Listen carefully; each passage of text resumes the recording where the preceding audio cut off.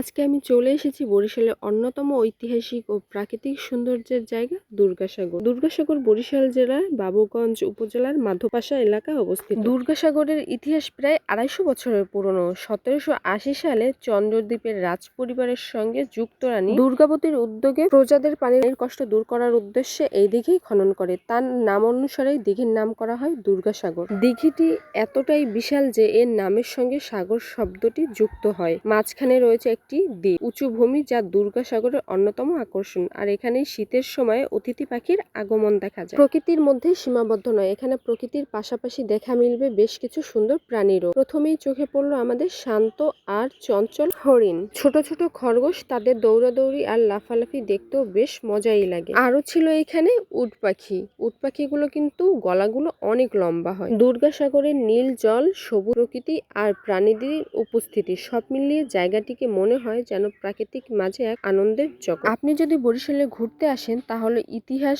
প্রকৃতি আর শান্ত পরিবেশ সবকিছু একসঙ্গে উপভোগ করতে দুর্গাসাগরকে আপনার ভ্রমণের তালিকায় রাখতে পারেন। দুর্গাসাগরের সৌন্দর্য শুধু বিশাল জলরাশি আর সবুজ প্রকৃতির মধ্যেই সীমাবদ্ধ নয়। দুর্গাসাগরের এইখানে অনেক সুন্দর সুন্দর কিছু দোকান আছে, যেখানে মাটির অনেক হস্তশিল্প এবং কসমেটিক্স পাওয়া যায়। তাছাড়াও কিন্তু ফুড স্টলও আছে, যেখান থেকে আপনি নিতে পারবেন, যেগুলো বানানো হয় একদম ঘরোয়া উপায়ে। তো এই ছিল আজকে আমাদের ভাই বোনদের ঘোরাঘুরি। পরবর্তীতে অন্য কোথাও দেখা হবে।